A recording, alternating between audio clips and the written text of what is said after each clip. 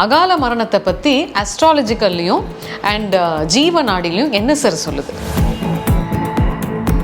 மரணத்தை பற்றி ஜீவ நாடிகள் சொல்கிறது இல்லை, எந்த நாடியும் சொல்கிறது இல்லை. நடுவில் மரணத்துக்கு ஒப்பான கண்டங்கள் வரலான்னு சொல்லலாம். அஸ்ட்ராலஜிக்கலாக ஒரு மரணத்தை கணிக்க முடியும். மரண பயத்தை தவிர்க்கிறதுக்கு ஒன்றே ஒன்று இல்லை, மகா மிருத்யுஞ்சய மந்திரம்னு ஒரு மந்திரத்தை சொல்லியிருக்காங்க. கண்டம் இருக்கும் பார்த்துங்க, தீராத நோய் இருக்கும் பார்த்துங்க, இந்த மருந்தை சாப்பிடுங்க, இந்த கோயிலுக்கு போங்க, இந்த மந்திரத்தை சொல்லுங்கன்னு வந்திருக்கு. அதனால குணமடைஞ்சவங்க நிறைய பேர் நம்ம. அது மாதிரி ஒரு அகால மரணத்துக்கு ஒரு சுனாமி காணாமல் போகிறக்கும், ஒரு நிலநடுக்கம் காணாமல் போகிறக்கும் அவங்கள பற்றியான ஜாதகங்களை எடுத்து பார்த்தோம்னா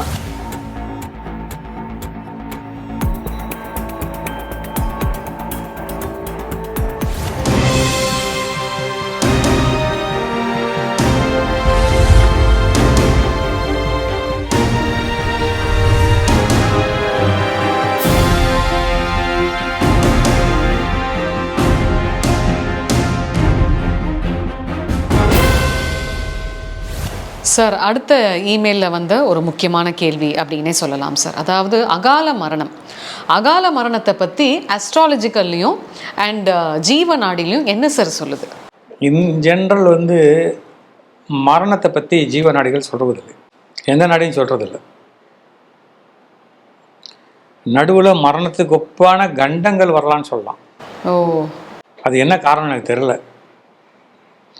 ஆனால் அஸ்ட்ராலஜிக்கலாக ஒரு மரணத்தை கணிக்க முடியும். ஒரு மனிதனுக்கு மரணத்தை கணித்து சொல்லிட்டோம்னா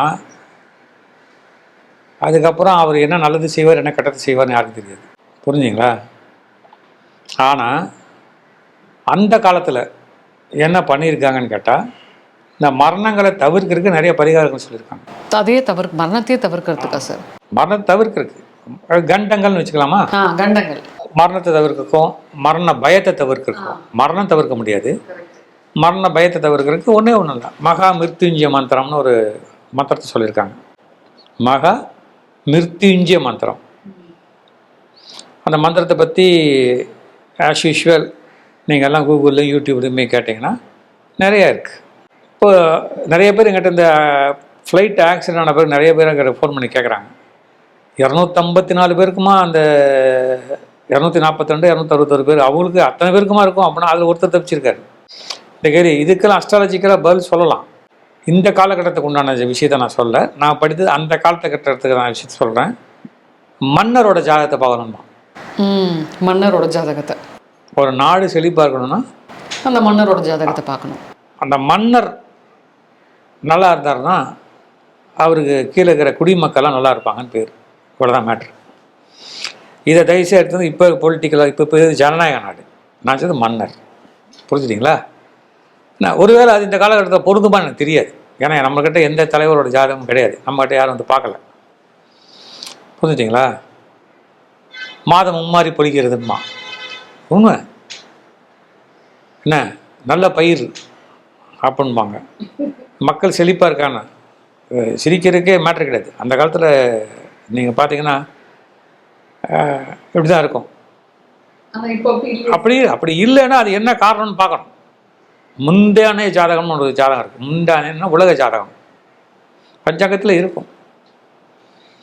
அந்த முந்தான ஜாதகத்தை நீங்கள் எடுத்து பார்த்தீங்கன்னா அதில் பல விஷயங்கள் வரும். அதெல்லாம் பார்த்து கொடுக்குறதுக்கு கணிதம் தெரிந்த மக்கள் இருக்கணும். நம்ம இந்தியாவில் பல பண்டிதர்கள் இருக்காங்க. இப்போது என்னுடைய அனுபவத்தையே இந்த இடத்துல பதிவிட விரும்புகிறேன். என்னுடைய அனுபவத்திலேயே அஸ்ட்ராலஜர் அப்படின்றவங்களுக்கு மரியாதை என்னுடைய அனுபவத்தை ரொம்ப வருத்தத்தோடு பதிவிடுறேன். அஸ்ட்ராலஜர் அப்படின்னாலே ஒரு கஷ்டத்தில் அவர் கஷ்டத்தில் இருக்கிறான்னு நினச்சிக்கிறான். எப்படி அவர் கஷ்டம் இவன் கஷ்டப்படுறது தெரியல. அஸ்ட்ராலஜர் ரொம்ப கஷ்டப்பட்டு இருக்கிறாரு, இவர் என்னமோ அவருக்கு தொழில் கொடுக்குற மாதிரி. ஜோசியரா எப்படி எகத்தாளமாவோ என்ன தாளமாவோ ஜோசியரா? ஜோசியர் இருக்கிறாரா என்ன? எப்போ பேசுவார்? அடுத்த கேள்வி, எம்மா பீஸு எவ்வளோ பீஸு இவ்வளோவா? இப்படி இதை போய் ஒரு நகைக்கடையில் கேட்கறது கிடையாது. என்ன ஒரு அடமான கடையில் போய் என்னடா 1,000 நகை வைக்கிறோம், 74,000 வைக்கிறோம், 30,000 கொடுக்குற அப்படின்னு கேட்குறது கிடையாது.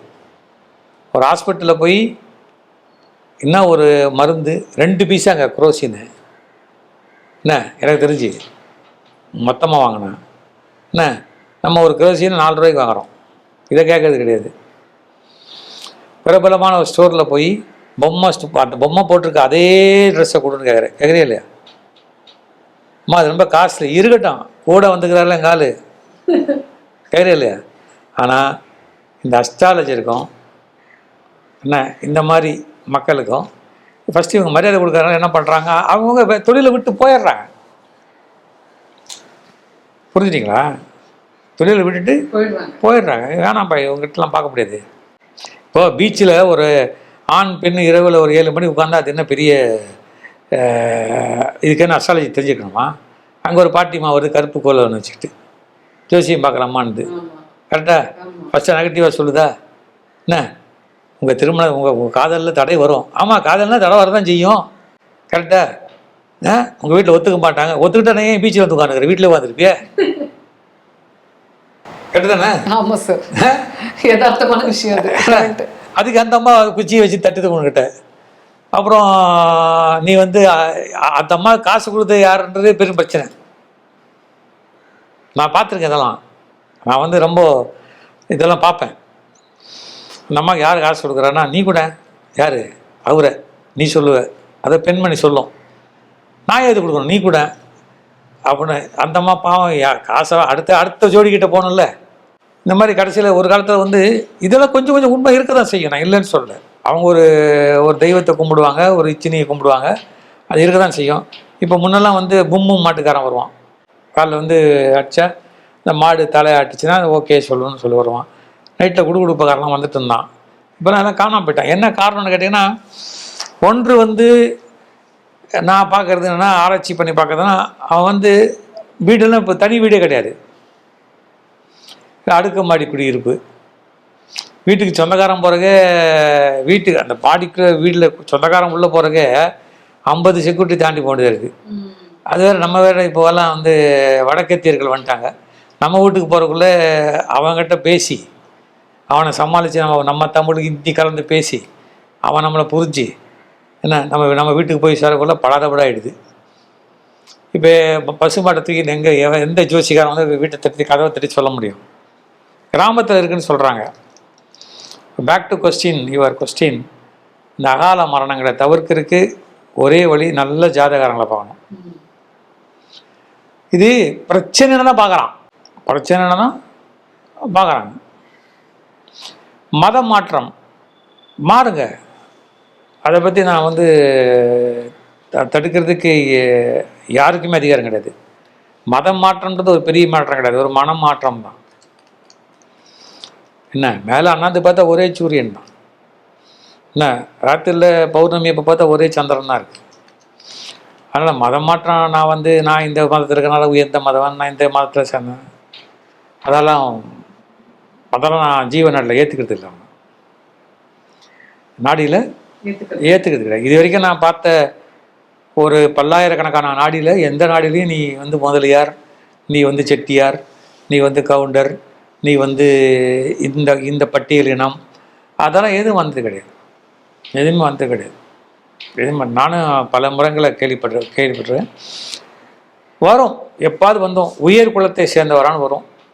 ஆனால் கண்டிப்பாக தாழ்ந்த குலமானு வந்தது கிடையாது.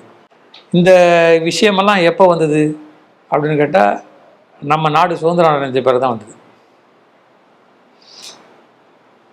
அது ஒரு பாட்டு. மரணத்தை பற்றி வந்து எப்படி சொல்லுது அப்படின்னு கேட்டால், கண்டம் இருக்கும் பார்த்துங்க, தீராத நோய் இருக்கும் பார்த்துங்க, இந்த மருந்தை சாப்பிடுங்க, இந்த கோயிலுக்கு போங்க, இந்த மந்திரத்தை சொல்லுங்கன்னு வந்திருக்கு. அதனால குணமடைஞ்சவங்க நிறைய பேர் நான் பார்த்துருக்கேன், நிறைய பேர் பார்த்துருக்கேன். நான் வந்து இது எவ்வளோ 1000 எக்ஸாம்பிள்ஸ் நம்ம கொடுக்கலாம். ஆனால் அது இண்டிவிஜுவலாக ஒவ்வொருத்தருக்கும் நம்ம வந்து அதை வந்து என்ன பண்ணணும்னு கேட்டால், டெய்லர் மேடாக தான் சொல்லணும். டெய்லர் மேடாக அவங்களுக்கு தான் சொல்ல முடியும். இப்போ முன்பே ஒரு சொன்ன மாதிரி 48 சப்ஜெக்ட் நம்மளை ஆளுது. 9 கிரகம், 12 ராசி, என்ன 27 நட்சத்திரம், இது எது நம்மளுக்கு ட்ரபிள் பண்ண தெரியாதுல்ல. ஆக அந்த மாதிரி இருக்கும்போது நம்ம பார்த்து என்ன பண்ணணும்னு கேட்டால், நம்ம கரெக்டாக ஹேண்டில் பண்ணால் அந்த கிரகங்களுக்கு உண்டான பரிகாரங்களையோ மந்திரங்களையோ இல்லை ஏதாவது அதில் என்ன வருதுன்னு பார்த்து பண்ணால் நல்லா தான் இருக்கிறாங்க. நிறைய பேர் நல்லா இருக்காங்க, ஒன்றும் பிரச்சனைலாம் ஒன்றும் கிடையாது. அப்படின்னு சொல்லி இந்த அகால மரணத்துக்கு காரணங்கள் இது வரைக்கும் துல்லியமாக யாரும் சொல்லது கிடையாது. ஆனால் முன்பு அந்த காலத்தில் என்ன நடந்திருக்குன்னா, இப்போது ஒரு பதிவிலே நான் சொல்கிறேன்னா, இந்த கண்ணகி மதுரை எரித்தார் அப்படின்றது இந்த கற்புக்கு இருந்த பவரா, இல்லை அந்த கண்ணகி சொன்னதை மன்னர் தவறாக புரிஞ்சுக்கிட்டாரா என்ன, இல்லை அது நிறைய டிபேட்டுன்னு இருக்குல்ல, உங்களுக்கு தெரிஞ்சிருக்காது அந்த கதை. என்ன மாதவி பண்ண தப்பா அவனுக்கு தெரியாது இல்லையா. ஒரு ஒரு கூடல் மாநகரை எரிஞ்சு போச்சுல்ல இந்த காலத்தில். கூடல் மாநகரம் அதுதான் பாண்டிய மன்னன். என்ன அப்போது இது எதுக்கு இதெல்லாம் அந்த மாதிரி இப்போ அந்த ஒரு நகரமே எரிஞ்சதுக்கு என்ன காரணம்? அதுவே ஒரு டிபேட்டபிள் கொஸ்டின். அது மாதிரி ஒரு அகால மரணத்துக்கு, இண்டிவிஜுவல் மரணத்துக்கும், டோட்டலாக மக்கள் காணாம போகிறக்கும், ஒரு சுனாமி காணாம போகிறக்கும் இல்லையா, ஒரு நிலநடுக்கம் காணாம போகிறக்கும், என்னை பொறுத்த வரைக்கும் அந்த நாட்டை ஆளக்கூடிய மன்னர்கள், ராஜாக்கள், அவங்கள பற்றியான ஜாதகங்களை எடுத்து பார்த்தோம்னா ஓரளவு நம்மளால் சொல்ல முடியும்னு நான் சொல்கிறேன். இதுதான் உங்கள் கேள்விக்கு பதில். தேங்க்யூ.